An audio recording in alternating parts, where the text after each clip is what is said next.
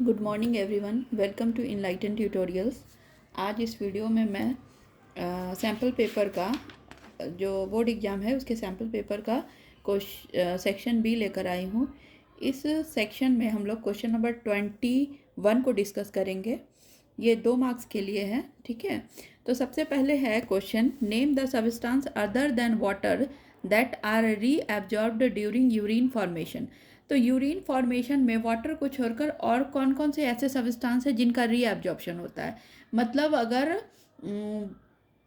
Extra substance with water along with water अगर मान लो कि फिल्टर हो गया है तो उसको फिर से रीअब्जॉर्ब करेंगे, तो वो कौन कौन से सब्सटेंस है जिनका फर्दर रीअब्जॉर्प्शन होगा। तो the substance other than water that are reabsorbed during urine formation are, देखो ग्लूकोज, एक्स्ट्रा ग्लूकोज अगर चला गया है उसको रीअब्जॉर्ब करेंगे, एमिनो एसिड्स, सॉल्ट्स,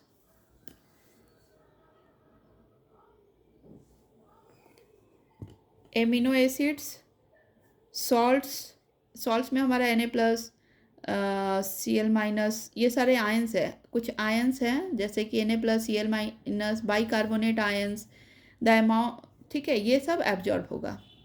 अब नेक्स्ट क्वेश्चन है, mention the two parameters that decide the amount of water that is reabsorbed in the kidney. So the amount of water reabsorbed depends upon how much excess water there is in the body. कितना ज़्यादा body में पानी है उस पर भी depend करता है, ठीक है। The amount of water reabsorb depends on how much excess water there is in the body and how much of salt, how much of dissolve waste there is to be excreted. और कितना ज़्यादा waste है जिसको excrete करना है, तो दो चीज़ों पे डिपेंड करेगा कि कितना वाटर में बॉडी में वाटर है और कितना waste, how much dissolve waste are there to be excreted, कितने वेस्ट हैं जिसको एक्सक्रीट करना है, ठीक है। तो दो चीज़ों पे डिपेंड करता है हमारा, ठीक है। Okay, now patients whose gall bladder are removed are recommended to eat less oily food. Why? तो वैसे पेशेंट जिनके गॉल ब्लैडर को रिमूव कर दिया गया है, मान लो किसी किसी के गॉल ब्लैडर में कभी स्टोन आ जाता है तो उनके गॉल ब्लैडर को डॉक्टर क्या करते हैं ना कि ऑपरेट करने के बजाय उसको सीधे कट करके हटा देते हैं, ठीक है। तो अगर मान लो कि किसी का गॉल ब्लैडर जो है ना वो रिमूव हो गया है, तो क्या अगर मान लो कि गॉल ब्लैडर रिमूव हो गया है तो क्यों रिकमेंड किया जाता है कि लेस ऑयली फूड खाएं, ठीक है। डॉक्टर क्यों बोलते हैं कि लेस ऑयली फूड खाएं? तो because the gall bladder stores bile which is crucial for breaking down of fats in the digestive system. देखो गॉल ब्लैडर जो है ना उसमें बाइल स्टोर होता है। लीवर का काम है बाइल को प्रोड्यूस करना और गॉल में जाकर उसको स्टोर करना, और जैसे ही गॉल में स्टोर हो जाएगा वो प्रोड्यूस करता जाएगा लीवर, और प्रोड्यूस कर करके गॉल में जाकर डालेगा। और गॉल ब्लैडर का क्या काम है ना कि अगर वो देखेगा कि फैट अगर आ रहा है फूड में, फैट अगर आ रहा है, जैसे आज मैं फैटी फूड खा रही हूँ, तो गॉल ब्लैडर तब बाइल जो है ना वो मिक्स कर देगा फूड में, ठीक है। अगर मान लो कि मैं आज फैटी फूड नहीं खाई हूँ तो फिर वो गॉल ब्लैडर बाइल को रिलीज़ नहीं करेगा, तो वो बाइल को तभी निकालेगा जब फैटी फूड हो फूड में, ठीक है, जब फैट हो जो हम फूड खाएं उसमें। अगर मान लो कि गॉल ब्लैडर को ऑपरेट करके हटा दिया गया तो कोई वॉच करने के लिए है ही नहीं, गॉल ब्लैडर वॉचमैन की तरह काम करता है। तो अब क्या करेगा, लीवर बाइल प्रोड्यूस करता जाएगा और सीधे ब्लड में सीधे जो है ना एलिमेंट्री कैनाल में डालते जाएगा। अब वो डालते चला जाएगा तो आप बाइल, अब अगर फैटी फूड ज़्यादा खा रहे हो तो भी उतना ही अमाउंट ऑफ बाइल जाएगा, अगर नहीं खा रहे हो तो भी उतना ही अमाउंट ऑफ बाइल जाएगा। तो वही है कि जितना ज़्यादा बाइल चाहिए अगर आप फैटी फूड खा रहे हो, अगर उतना बाइल नहीं जाएगा तो फिर आपको कॉन्स्टिपेशन होगी या फिर डिस्कम्फर्ट होगा हाई फैट मिल्स को खाने में। तो because the gall bladder stores bile which is crucial for breaking down fat in the digestive system, without it the body cannot efficiently digest large amount of fat at once.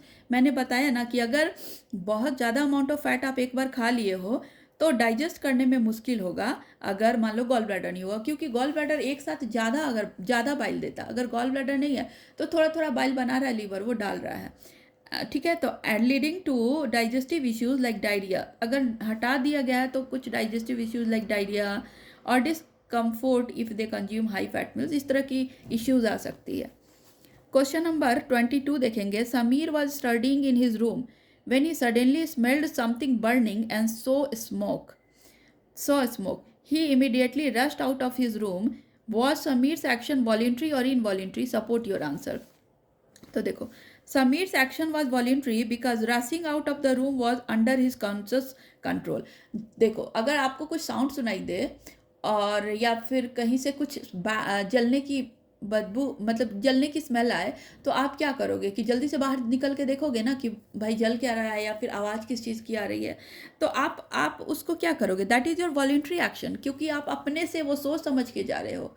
तुम्हारा मन नहीं करेगा तो तुम नहीं भी जाओगे कि मम्मी देख लेगी, लेकिन तुम अगर मम्मी घर से बाहर है तो तुम वॉलंटरी एक्शंस को दिखाओगे और तुम जाओगे. तो Samir's action was voluntary because rushing out of the room was under his control, conscious control. The smoke and smell were perceived by the receptors in the sense organ. मान लो उसके knows पे कोई रिसेप्टर्स प्रेजेंट है, उस receptors से उसको मतलब smell का आभास हुआ. And signals are send to the brain. तो जो सिग्नल्स उसको रिसेप्टर से पता चला वो ब्रेन में गया. फिर ब्रेन जो है ना, वो सिग्नल्स एफेक्टर ऑर्गन जैसे आपके मसल्स, हाथ पैर के मसल्स को वो सिग्नल्स फिर वापस देते हैं कि you should move out of the room. Room से बाहर जाओ और देखो क्या जल रहा है. ठीक है. नाउ क्वेश्चन नंबर 23 देखेंगे. A compound x which is prepared from gypsum has the property of hardening when mixed with proper quantity of water. Identify X and write its chemical formula. तो यहाँ पे इन्होंने पूछा है कि अगर मान लो एक कंपाउंड है X जो कि जिप्सम से बनाया गया है, ठीक है, और उस कंपाउंड का hard has the property of hardening, और उस कंपाउंड में अगर तुम थोड़ा सा पानी मिलाओगे तो वो हार्ड हो जाता है. तो जिप्सम से बना हुआ कंपाउंड है, थोड़ा पानी मिलाओगे वो हार्ड हो जाएगा. तो आप उस कंपाउंड का नाम बताओ और उसका राइट इट्स केमिकल फॉर्मूला. तो देखो, a compound x is plaster of Paris. ठीक है. कैल्शियम सल्फेट हेमीहाइड्रेट इसको बोलते हैं. CaSO4 half H2O. Water of crystallization है यहाँ पे हाफ मॉलिक्यूल्स. तो which is prepared from gypsum. Gypsum का है CaSO4 2H2O which has the property of hardening when mixed with proper quantity of water. तो देखो, जिप्सम है CaSO4 इंटू 2H2O. अगर आप इसको 373 केल्विन पे हीट करोगे तो आपको मिलेगा CaSO4 half H2O plus 1.5 H2O. तो यहाँ पे देखो, कैल्शियम सल्फेट डाईहाइड्रेट है क्योंकि यहाँ 2 मॉलिक्यूल ऑफ वाटर है और इसको हम बोलते हैं जिप्सम. CaSO4 2H2O को जिप्सम बोलेंगे और CaSO4 हाफ H2O को हम लोग बोलेंगे calcium sulphate hemihydrate plus 1.5 molecule of water. ये हमारा calcium sulphate hemihydrate plaster of Paris है. ठीक है. चलो नेक्स्ट क्वेश्चन है हमारा, इसका सेकेंड पार्ट देखते हैं.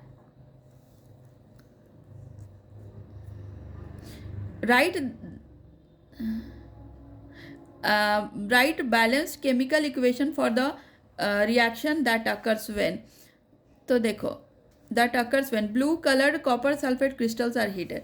देखो, ब्लू कलर कॉपर सल्फेट को जब आप हीट करोगे ना, तो on strong heating blue colour copper sulphate crystals turn white due to the formation of anhydrous copper sulphate. तो कॉपर सल्फेट ब्लू कलर का होगा CuSO4 5H2O बोलते हैं. ठीक है.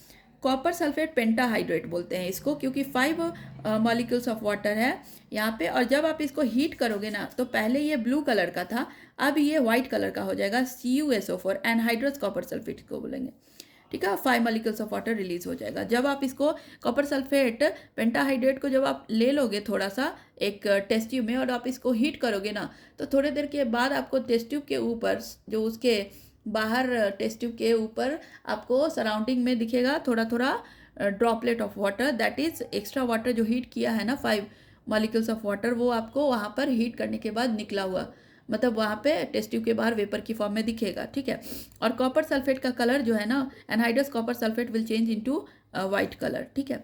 अगर आप फिर से 2 बूंद वाटर को डाल दोगे ना, तो फिर से वो ब्लू कलर को अपना वापस गेन कर लेगा. ठीक है. नेक्स्ट क्वेश्चन देखिए. Sodium hydrogen carbonate is heated during cooking. Cooking के समय सोडियम हाइड्रोजन कार्बोनेट को जब आप हीट करते हो तो क्या होता है. तो देखो, व्हेन सोडियम हाइड्रोजन कार्बोनेट, जिसको हम लोग बेकिंग सोडा भी बोलते हैं, is heated during cooking, it decomposes into sodium carbonate, water and carbon dioxide. ठीक है. Carbon dioxide release is responsible for the rising of cookies. देखो, तो जब आप इसको हीट करोगे ना, जैसे बेकिंग सोडा को तो आप केक में डालो, ठीक है, केक में डालोगे, और जब आप इसको केक को हीट करोगे, केक वाला बैटर, जैसे कि थोड़ा मैदा ले लो, थोड़ा चीनी ले लो, थोड़ा घी ले लो, थोड़ा बेकिंग सोडा, सबका बैटर बना दो और उसको हीट करो ओवन में डाल के।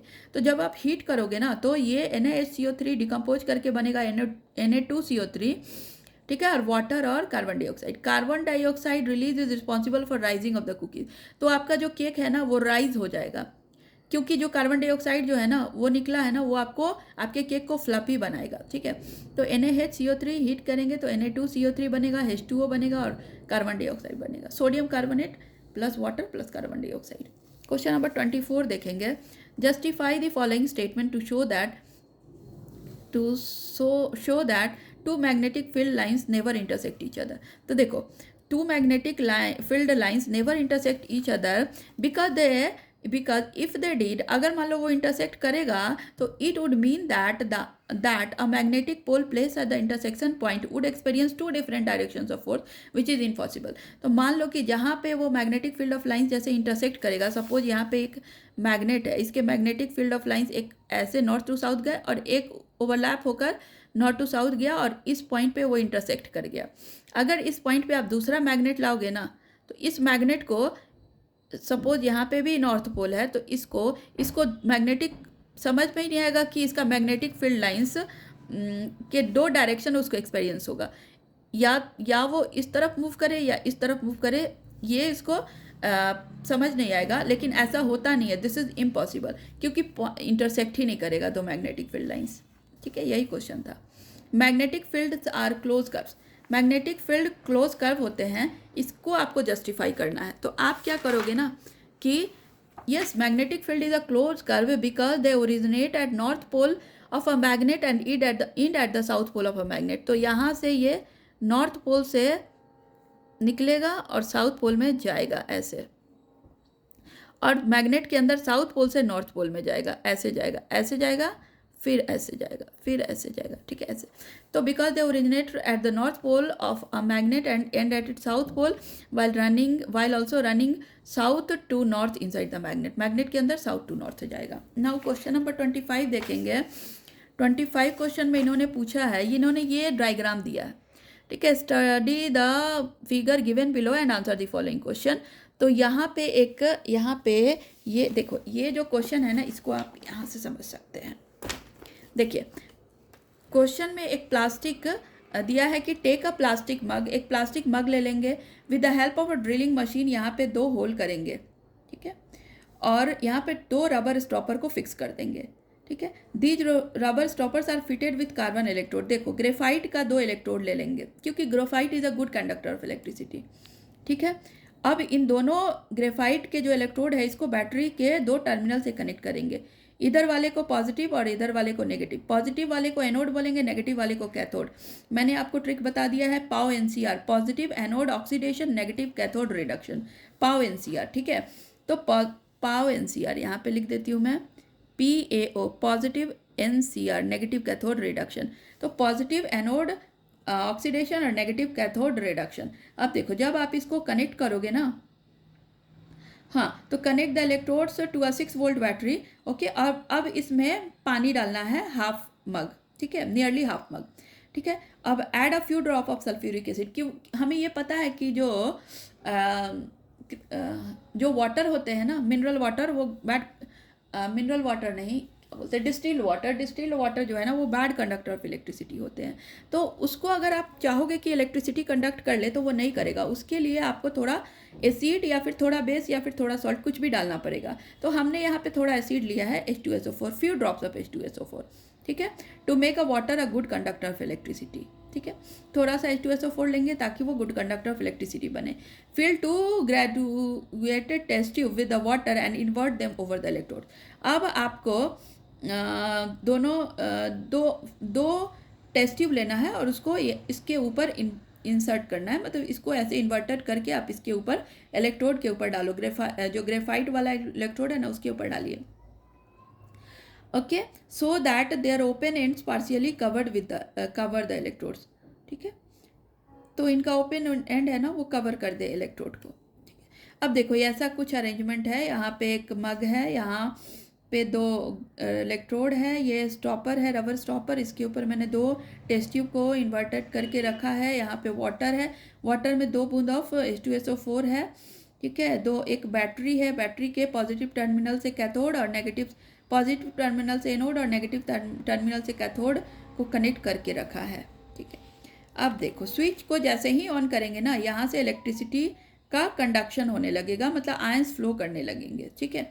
तो क्या होगा, देखो this whole arrangement is called voltmeter, an apparatus for carrying out electrolysis, ठीक है। इसको कहते हैं कि ऐसा apparatus जो कि इलेक्ट्रिसिटी को नाउ कैरी कर सकता है। तो जैसे ही स्विच करेंगे ना बैटरी, तो bubbles of gases start rising from both the electrodes. तो देखोगे कि दोनों इलेक्ट्रोड्स पे आपको कुछ बबल्स दिखने लगेगा, यहाँ से भी कुछ बबल्स, यहाँ से भी कुछ बबल्स, ठीक है। अब ये बबल्स जो है ना, from the both the bubbles and the levels of water in the two test tube starts falling. देखो पानी जो है ना, जो हमने वाटर लिया था, इसी वाटर से जो गैस निकल रहा है, तो धीरे धीरे वाटर का लेवल आपको कम दिखेगा और गैस का लेवल बढ़ता चला जाएगा, ठीक है। तो क्यों, हाँ, तो the two test tube start falling, ठीक है। Allow it to run till sufficient amount of gases have been collected in the two test tube, now switch off the battery. और आपको ये तब तक करना है जब तक थोड़ा सा गैस आप कलेक्ट कर सकते हो, ठीक है। तो दोनों टेस्ट ट्यूब में आपको गैसेस मिलेगा। अब आप क्या करो, बैटरी को स्विच ऑफ करो। तो in the test tube covering the cathode the amount of gases collected is double that of the gases collected in the test tube covering the anode, ठीक है। तो आपको एनोड पे गैसेस कम दिखेगा, cathode पे ज़्यादा दिखेगा। एनोड पे गैस का अमाउंट कम है, कैथोड पे गैस का अमाउंट ज़्यादा है। ऐसा क्यों हुआ? तो ऐसा इसलिए हुआ कि on testing the gas in the test tube covering the cathode is found to be hydrogen. Hydrogen gas मिला है हमें कैथोड पे। कैथोड हमारा कौन सा है, ये वाला, यहाँ पे हाइड्रोजन मिला है और यहाँ पे मिला है ऑक्सीजन। तो हाइड्रोजन ज़्यादा मिलेगा, ऑक्सीजन कम मिलेगा। हाइड्रोजन क्यों ज़्यादा मिलेगा? तो यहाँ रिएक्शन से देखो, 2H2O को जब आप इलेक्ट्रिक करंट पास कराओगे ना, तो 2 हाइड्रोजन के मॉलिक्यूल और 1 ऑक्सीजन के मॉलिक्यूल मिलेंगे, इसलिए आपको ऑक्सीजन गैस कम और हाइड्रोजन गैस ज़्यादा मिलेगा, ठीक है। तो ये तो मैंने समझाने के लिए बताया। एग्जाम में आप क्या लिखोगे ना, कि एग्ज़ाम में आप सेम वो वाला पिक्चर ड्रॉ कर दोगे, फिगर ये वाला, और यहाँ पर आप H2O को इलेक्ट्रिक करंट पास कराओगे तो आपको क्या मिलेगा, H+ और OH- में ये टूटेगा। तो यहाँ पे देखो इलेक्ट्रिक करंट जब हम पास कराएंगे तो 2 molecules of hydrogen, 1 molecules of oxygen मिलेगा, ठीक है। तो ऑक्सीजन और हाइड्रोजन का रेशियो मिल गया। हाइड्रोजन और ऑक्सीजन का रेशियो पूछेंगे तो 2:1, ठीक है। तो right the composition of anode. Anode का कंपोजिशन क्या होगा, ऑक्सीजन गैस, एंड कैथोड का होगा हाइड्रोजन गैस। और right the chemical equation, balance chemical equation. तो आप ये इक्वेशन लिख दोगे, ठीक है। This is the balance chemical equation. Now question number 26 देखेंगे। A concave mirror has a focal length 20 centimetre at a distance from a mirror should a 4 centimeter tall object be placed so that it forms an image at a distance of 30 centimeter from the mirror. Calculate the size of the image form. तो सबसे पहले तो देखो focal length of a concave mirror. Concave mirror का focal length हमेशा negative होता है। तो सपोज यहाँ पे है फोकल लेंथ -20 सेंटीमीटर होगा। हाइट ऑफ द ऑब्जेक्ट का हाइट मान लो 4 सेंटीमीटर है, ठीक है। इमेज डिस्टेंस दिया है इन्होंने 30 सेंटीमीटर। तो 2 केसेस हो सकते हैं। देखो कॉन्केव मिरर में क्या होगा ना, कि रियल इमेज बन सकता है, रियल एंड इन्वर्टेड, और वर्चुअल और इरेक्ट 2 इमेज बन सकते हैं। तो 2 केस है। तो पहला केस देखेंगे कि if the image is real then v is -30। देखो रियल अगर होगा तो v सेम साइड में बनेगा इमेज, तो सेम साइड के लिए क्या हो जाएगा, माइनस हो जाएगा, क्योंकि ये x एक्सिस है, ये x डैश है। x डैश पे हमेशा नेगेटिव साइन होता है। तो v इज -30 cm। अब हमें पता है formula 1/v + 1/u = 1/f। 1/u = 1/f - 1/v। सो 1/-20 - 1/-30 = -1/20 + 1/30, ठीक है। तो आप इसको सॉल्व करोगे तो आपको u = -60 सेंटीमीटर होगा। मतलब अगर सेम साइड में इमेज बनेगा तो -60 सेंटीमीटर के दूरी पे बनेगा, ठीक है। अब देखो मैग्नीफिकेशन क्या होगा, हाई बाई हो हमने पढ़ा है। Magnification is equal to hi by ho equals to -v/u in the case of a mirror. तो hi is equal to -v/u into ho, height of image होता है हाई और हो होता है हाइट ऑफ ऑब्जेक्ट, ठीक है। तो देखो आप वैल्यू पुट करोगे तो माइनस हमारा कॉमन है तो उसको बाहर निकाल देंगे। अब देखो भी हमारा -30 है, यहाँ पे दिया है क्वेश्चन में v हमारा -30, क्योंकि ये इस तरफ है ना एक्स डैश एक्सिस पे, तो -30 होगा। और है हमारा इमेज साइज भी -60 है, तो -30 by -60 into size of object 4 है, तो आपको -2 सेंटीमीटर मिलेगा हाइट ऑफ इमेज। तो ये तो केस 1 था। केस 2 देखो, if the image formed is virtual then v is positive. तो अगर मान लो इमेज वर्चुअल बना है, मतलब इमेज है ना इस तरफ बनेगा राइट साइड में, तो राइट साइड में जब बनेगा ना तो क्या होगा, ये वर्चुअल इमेज बनाएगा, तो v पॉजिटिव होगा। अब अगेन फॉर्मूला डालो, 1/f is equal to 1/v plus 1/u। So 1/u is equal to 1/f minus 1/v, 1/u is equal to 1/-20 plus 1/-1 plus 30। तो आप इसको सॉल्व करोगे तो u होगा आपको -12। अब देखो हमें डिस्टेंस ऑफ ऑब्जेक्ट 12 सेंटीमीटर है, ठीक है, और मैग्नीफिकेशन हाई बाई हो, अगेन -v/u, हाई is equal to -v/u plus into हो -30 बाई -12। देखो यहाँ पे -30 बाई -12 दैट इज आप इंटू 4 दैट इज आपको 10 सेंटीमीटर मिलेगा। तो height of the image is 10 centimetre. Now एक लास्ट क्वेश्चन बच गया है इसका और पार्ट का। The refractive indices of glass and water with respect to air are 3/2 and 4/3 respectively. If the speed of light in glass is 2 × 10⁸ metre per second, find the speed of the light in water. तो देखो refractive index of medium, हमें पता है कि कोई भी medium जैसे glass का रिफ्रैक्टिव इंडेक्स निकालना है, तो रिफ्रैक्टिव इंडेक्स ऑफ ग्लास ऐसे है speed of light in air by speed of light in the medium that is glass. तो ग्लास का रिफ्रैक्टिव इंडेक्स 3/2 है, speed of light in air नहीं दिया है यहाँ पे, और speed of light in glass is 2 × 10⁸ metre per second दिया है। तो हम क्या करेंगे ना, speed of light in air जिसको हमने सी माना है, speed of light in air is equal to 3/2 × 2 × 10⁸ metre per second. तो हमें speed of light in air 3 × 10⁸ metre per second यहाँ से मिला। ऐसे भी आप इसको याद रखोगे कि speed of light in air और vacuum is 3 × 10⁸ metre per second होता है, ठीक है। अब देखो एक पार्ट तो हमने सॉल्व कर दिया। अब सेकेंड पार्ट है, देखो रिफ्रैक्टिव इंडेक्स ऑफ ग्लास यहाँ पे दिया है, रिफ्रैक्टिव इंडेक्स ऑफ ग्लास हमने निकाल दिया, रिफ्रैक्टिव इंडेक्स ऑफ वाटर हमें दिया है 4/3। तो देखो refractive index of water is again speed of light in air by speed of light in water. Speed refractive index of water हमें 4/3 दिया है, speed of light in water we already find out 3 × 10⁸, और speed of light in water हमें निकालना है। तो देखो speed of light in water is equal to 3 × 10⁸ metre per second by 4/3, refractive index 4/3 है इसलिए, तो 3 × 10⁸ मीटर पर सेकेंड बाई 4/3, तो हमें मिलेगा 2.25 × 10⁸ मीटर पर सेकेंड। यही हमारा आंसर होगा कि speed of light in water is 2.25 × 10⁸ metre per second. तो यहाँ पे हमारा सेक्शन भी ख़त्म हुआ है। नेक्स्ट वीडियो में मैं सेक्शन सी लेकर आऊँगी। आप सैम्पल पेपर सॉल्व करते रहो, बोर्ड एग्जाम के लिए काफ़ी इंपॉर्टेंट क्वेश्चंस है आपके, इसमें से क्वेश्चंस डेफिनेटली आएंगे। आप हमारे चैनल पे बने रहिए और हमारे चैनल को लाइक, सब्सक्राइब और शेयर कीजिए, ठीक है। Thank you so much.